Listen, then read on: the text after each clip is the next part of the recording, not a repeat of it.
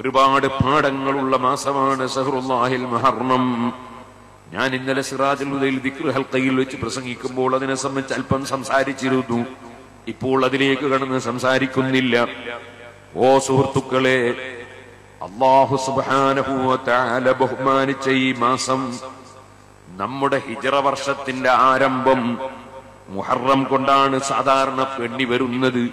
ബഹുമാനപ്പെട്ട സയ്യിദുനാ ഉമർ ഇബ്നുൽ ഖത്താബ് റളിയല്ലാഹു അൻഹുവിന്റെ ഭരണകാലത്ത് ഹിജ്റ 16-17 വർഷങ്ങളിൽ ബഹുമാനപ്പെട്ട ഉമർ ഇബ്നുൽ ഖത്താബ് റളിയല്ലാഹു അൻഹുവിന്റെ അടുക്കൽ ഒരു രേഖ കൊണ്ടുവന്ന് ഹാജരാക്കിയപ്പോൾ ആ രേഖയിൽ ശഅബാൻ മാസത്തിൽ അവധിയെത്തിയതായി രേഖപ്പെടുത്തിയിരിക്കുന്നു.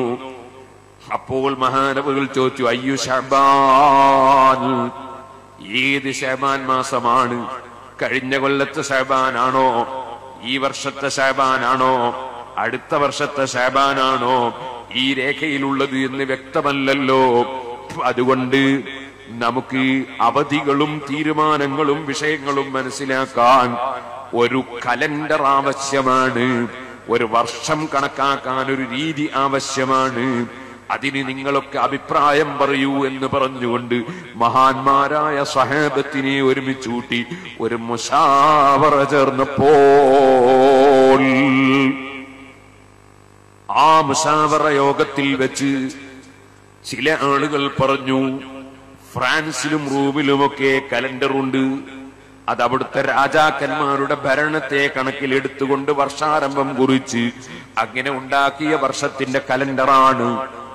അത് നമുക്കും പിന്തുടർന്നാൽ എന്താണെന്ന് ചോദിച്ചു. ഉമർ ഇബ്നുൽ ഖത്താബ് റളിയല്ലാഹു അൻഹു അത് വെറുത്തു. കാരണം ഇസ്ലാം എന്ന് പറയുന്നത് ഒരു മഹത്തായ ആശയമാണ്. അത് വലിയ വ്യക്തിത്വം സൂക്ഷിക്കേണ്ട മതമാണ്. അത് വേറെ ഏതെങ്കിലും കക്ഷികളുടേതൊന്നും നമ്മൾ കടമെടുക്കേണ്ട ആവശ്യമില്ല. ഒരു വിഷയത്തിലും മറ്റൊരു കക്ഷികളുടേത് മുസ്ലിങ്ങൾക്ക് കടമെടുക്കേണ്ട ആവശ്യമില്ല. മുസ്ലിങ്ങൾക്ക് അവരുടെ വ്യക്തിത്വം നിലനിർത്തി ഇസ്ലാം പരിപൂർണമായി ഉൾക്കൊള്ളാൻ മാത്രം അതത്രയും വിശാലമാണ്, അത്രയും സുന്ദരമാണ്, അത്രയും സുതാര്യമാണ്, അത്രയും മഹത്വമേറിയതാണ്, അത്രയും പവിത്രതയുള്ളതാണ് ഇസ്ലാം. അതുകൊണ്ട് ഫ്രാൻസിന്റെ അതേ പേർഷ്യക്കാരുടേതോ അല്ലെങ്കിൽ അതാ റോമൻകാരുടേതോ അല്ലെങ്കിൽ മറ്റേതെങ്കിലും രാഷ്ട്രക്കാരുടേതോ ഏതെങ്കിലും മതവിഭാഗത്തിന്റെയോ ഒന്നും നമ്മൾ പിന്തുടരേണ്ടവർ അല്ല. നമുക്ക് നമ്മുടേത് തന്നെയാകണം. മഹാനായ ഉമർ ഇബ്നുൽ ഖത്താബ് റളിയല്ലാഹു അൻഹുവിന്റെ മുന്നിൽ ചില സ്വഹാബത്ത് പറഞ്ഞു, എന്നാൽ നമുക്ക് വർഷത്തിന്റെ തുടക്കം 1-ാം വർഷം 2-ാം വർഷം എന്ന് എണ്ണി വരാൻ അഷ്റഫുൽ ഖൽഖ് സല്ലല്ലാഹു അലൈഹി വസല്ലമ തങ്ങളുടെ ജന്മം നടന്ന വർഷം മുതൽക്ക് കൊല്ലം കണക്കാക്കി വരാം. ചിലര് പറഞ്ഞു, നബി സല്ലല്ലാഹു അലൈഹി വസല്ലമ തങ്ങളുടെ നുബുവത്ത് കിട്ടിയ സമയം മുതൽക്ക് നമുക്ക് വർഷം കണക്കാക്കാം. എല്ലാം വലിയ വലിയ നിഅമത്തുകളാണല്ലോ.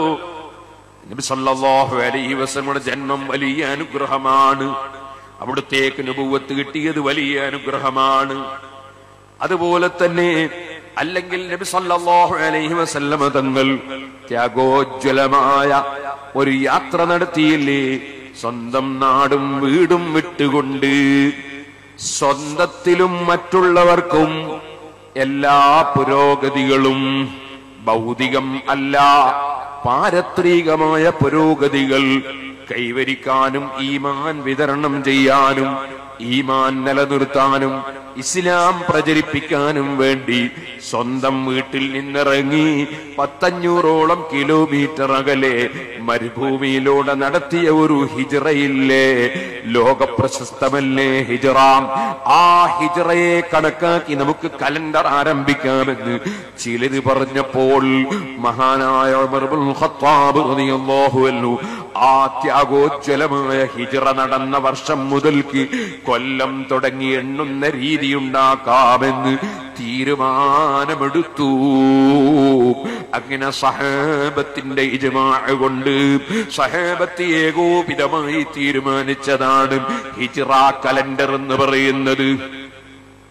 അങ്ങനെ ആ ഹിജ്റ വർഷം വാസ്തവത്തിൽ ഹിജ്റ നടക്കുന്നത് റബീഉൽ അവ്വൽ മാസത്തിലാണ്.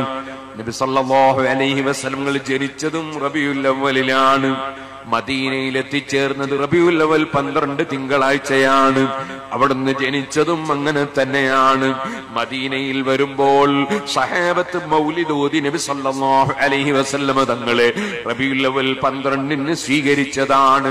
അന്ന് ചൊല്ലിയ പദ്യമാണ് തലഅൽ ബദ്റു അലൈനാ മിൻ സനിയാത്തിൽ വദാഇ വജബ ശുക്റു അലൈനാ മദഅ ലില്ലാഹി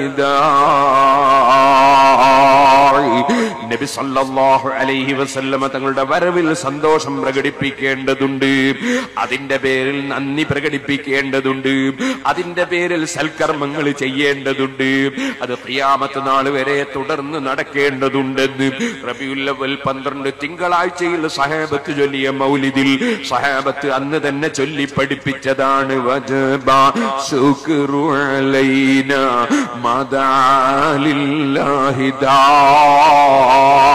ബാങ്ക് കൊടുക്കുന്ന ഒരൊറ്റ മനുഷ്യനെങ്ങാനും ജീവിച്ചിരിക്കുന്ന കാലത്തോളം നബി തങ്ങളുടെ വരവ് പ്രമാണിച്ചുകൊണ്ട് പടച്ച റബ്ബിന് ശുക്ർ ചെയ്ത് സൽക്കർമ്മം ചെയ്യൽ കടപ്പാടാണ്.